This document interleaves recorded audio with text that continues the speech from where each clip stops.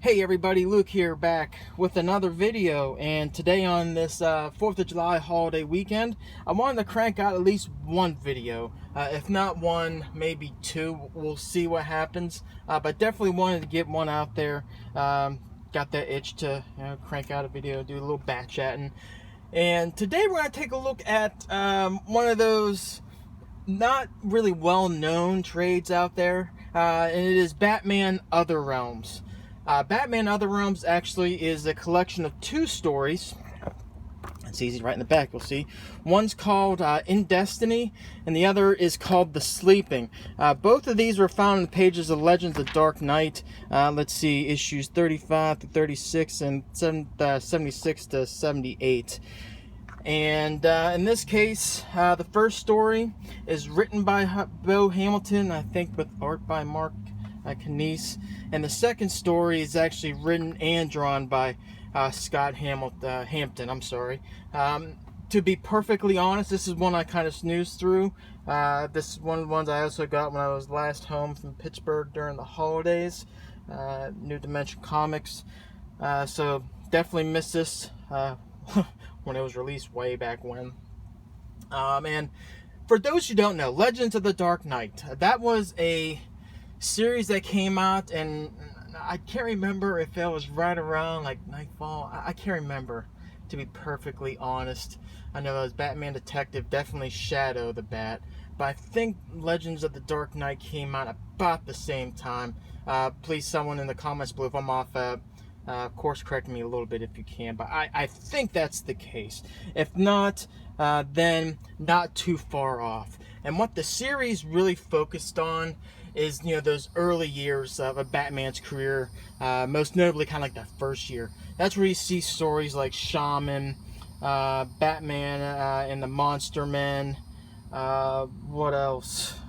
Oh God, Mad Monk, yeah. Those are like the first three stories, and like, they had, I'm pretty sure Venom was one. It goes on and on. These are all those stories that kind of focused on those early years of Batman. And to be perfectly honest, this is one of those ones, it's kind of tough to tell. So if you're kind of doing a Batman timeline, you kind of by default just put it within the first year of Batman's career, both of these stories. Mainly because you're going off, the title was released by. So, for really no rhyme or reason, definitely after year one, obviously, definitely after Monster Man and Mad Monk, just because those are like boom, boom, boom, and Shaman, I'm sorry, it should be year one, Shaman, Night Monster Man, and Mad Monk, if I remember right. Those are like the first four stories, boom, boom, boom, boom. And by default, I kind of put this somewhere after there, but really, it's simply because the title is released by, really no other, analytical reasoning other than that. But these are really like, if you almost want to say, are these kind of like Elseworlds? You could almost kind of argue that. But not going to go too far in depth in these, but I just kind of want to hit some high notes, because this is an interesting read. Batman the Other Realms, like I said, collects the two stories, and the first story, to be honest, the second story is a lot better.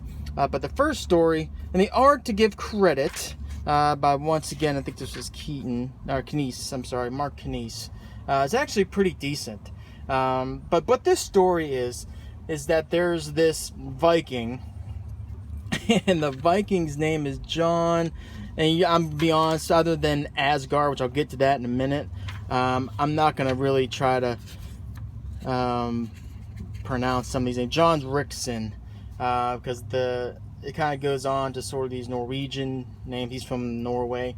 I'm just going to butcher it. But the plot of the story is there is this group, this corporation, Asgard, which they're kind of taking the nuclear waste and disposing it in places and kind of ruining some the local population they kind of interact with. And in this case, this Viking, John Rickson from Norway, is actually tracking these folks down who are now in Gotham. And you're going to look at this character and you're going to say, wow, that guy really looks like Thor. And you could obviously say that. Viking, Thorish, got the helmet. You can kind of put two and two together. You know, the corporation they're messing with is Asgard. Though, be that as it may, probably so. The problem with the story, you know, I'll keep going. There is a connection between, you find out, between Batman and this Viking that goes way back early years, generations, that kind of forges them two together in this fight that makes Batman join John Rickson to go back to his home in Norway and kind of battle this corporation. And in between, so you go back in time to the story of this, you know, this Batman way back when. So this kind of plays off the notion you had of, you know, Grant Morrison had way back when. You know, you had like Time in the not Time in the Batman. The Journey Home. We had right after Final Crisis. The Return of Bruce Wayne, really, what I'm trying to say. Kind of go up even with Barbados. This kind of plays on that there's actually generations of Batman that kind of go along in lineage. This kind of plays off on that. Batman, the Batman, as they actually call it in the story, going up this big monster, and this local townsman who's kind of like a Viking teams up with Batman to slay the dragon type of thing. And the story goes back and forth and shows some similarities that occurs between the current day Batman and John Rickson, this Viking from Norway, going up against, you know, the previous day of, you know, the Batman and his partner going up to slay the dragon, slay the big beast. And with that, in the final battle, you do see kind of a play off of as they beat, you know, the big giant that spawns off something that also has kind of progressed through time. The evil has evolved, brings them back to current day. All in all, the story, it's okay, but the biggest complaint I have on this one, and rarely do I bring this up, it's the point about contrivances and stories. I generally, as long as I'm really enjoying the story, I really don't get bogged down too much in contrivances too much. But boy, there's a huge one in this story. The whole connection that Batman makes between Batman and John Rickson is that John Rickson has this medallion. Kind of, if you ever see like the friendship bracelets you have, like a moon, or if you have a girlfriend or a boyfriend, whatever the case may be, it kind of like that has the hearts that are kind of cut in half, and each one has a half together, it's a whole.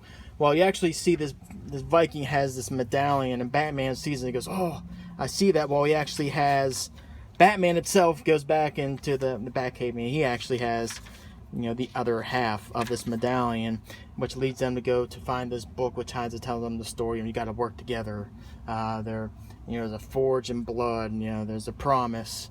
So just the fact that the whole premise of them joining together is just the guy happens to have a half a medallion, which this one, I mean, I read a lot of Batman, but I really can't remember the half medallion Batman just has floating around in the Batcave that he will just automatically put two and two together. So that was a giant leap. But other than that, I do like how the story kind of goes present day flashback, and they do kind of merge together in a place I thought that was pretty well done. The art for the story it's trying to tell, it's good. I do like it, but it's a fun story. This is one of those ones you just take it for what it is. It's a fun story. Kind of take it for the point that it is, which really doesn't have much point. But neither to say, if you wonder how Batman and Thor would come together, how would that work? Well, there would be that one. The second story I thought was actually really well done, and really more superior than the previous story we were just talking about. This one's called The Sleeping. And this one is actually one you can actually see as a little bit more plausible. The story opens up, Batman's in a limousine, and he's driving down, obviously with Alfred, driving him down, and then they come across this person who's a drunk driver, gets behind the wheel, and then Bruce Wayne gets into a really bad car accident, which forced him to go into a coma. And what happens in the story, this is by Scott Hampton, who wrote and actually illustrated the story, is that this is actually the story of the journey of Batman, or Bruce Wayne in Batman, kind of journeying his way through his time in a coma in this kind of other world. He's trying to come back and wake up from the coma, and he's got to go through the lake of fire and do some cool other things. But it's his journey back, and in ways he kind of comes through this. He actually interacts with a couple people. He interacts with this first thing. I don't really get the name. I can't remember. It's kind of like this premonition. This kind of tells him on the path he's got to go to get back and wake up from this coma. But he basically tells him too at the same time, you have this thing called, it's like a silver link, that if it gets severed, you're basically gonna die in real life. Kind of playing off a little bit of, like, the Nightmare on Elm Street fall. If you die in your dream, you're gonna die in real. Well, in this case, if you die here while you're in a coma, you're gonna die in real life. So it's his story of trying to get through back out of this coma. And in the meantime, it kind of runs into this person who's kind of trapped down by these little demons that kind of keeps people in check who are in this, coma state. I think this one's called the Soul Taker or the Soul Eater, one of the two. But this person actually recognizes Batman and actually helps Batman kind of progress through this story and this journey. And there's some nice banter between Batman and this individual here throughout the story. He actually calls himself, he asks him what his real name. He recognizes his name he recognizes Batman, but he's like, "What's his real name?" Batman goes, "Yeah, I'm Jeffrey," type of thing. It kind of plays that to the end, and there's a little twist where he finds out whatever. But in the meantime, it actually happens, and this person here, he's also in a coma, but they actually come across this girl about halfway through the story, and I can't remember what the girl's name. The guy's name is Henry, and God, what's her name? It actually turns out as the person that kind of let Batman on this journey to begin with. There's actually a hey, there's a beep horn. Cool. The first person finds out that, hey, you're actually gonna have a doppelganger that is gonna accompany you on the story, but both of you guys have to survive, or you don't. You both are gonna, kind of die. What is her name? I can't remember, to be perfectly honest.